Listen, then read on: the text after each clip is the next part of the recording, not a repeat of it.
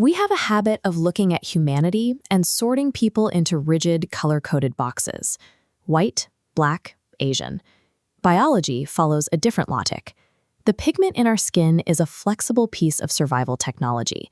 When you look closely at the math of human evolution, those categories fail to map onto the events.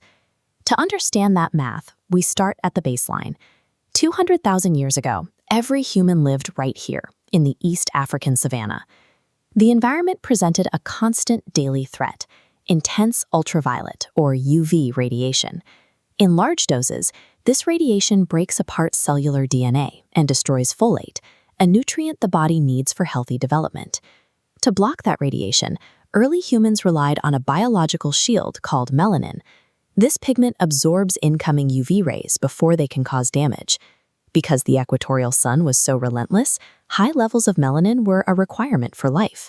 For roughly 90% of human history, every person on the planet had dark skin. This was the universal baseline. It was the biological shield required to endure our species' original environment. That baseline shifted roughly 60,000 to 80,000 years ago. Groups of early humans began walking out of Africa, pushing into the Middle East, Europe, and Asia. As they moved further north, away from the equator, the environment shifted. The harsh heat of the savanna was replaced by overcast skies, long winters, and much weaker, inconsistent sunlight. This drop in sunlight created a new crisis.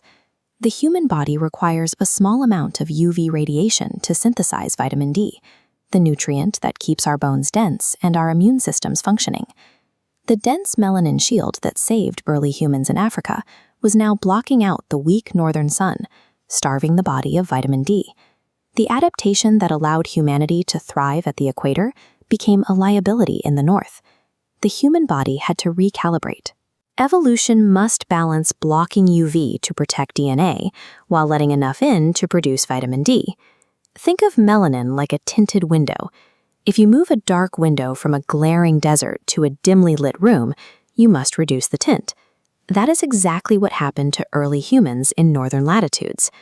Lighter skin is a mathematical reduction of the original melanin shield, recalibrated to maximize whatever sunlight was available. We can track this reduction by looking at the populations that migrated into Europe and East Asia. Both groups moved into low-light environments, and both developed lighter skin. But if we trace their genetics, we see two distinct biological pathways. European and East Asian ancestors reached the same result, but they used different genetic mutations to get there. Evolution found separate biological shortcuts to solve the exact same vitamin D deficit. Because multiple, distinct genetic pathways led to these tones, the idea of a single biological white or Asian race is not supported by the science.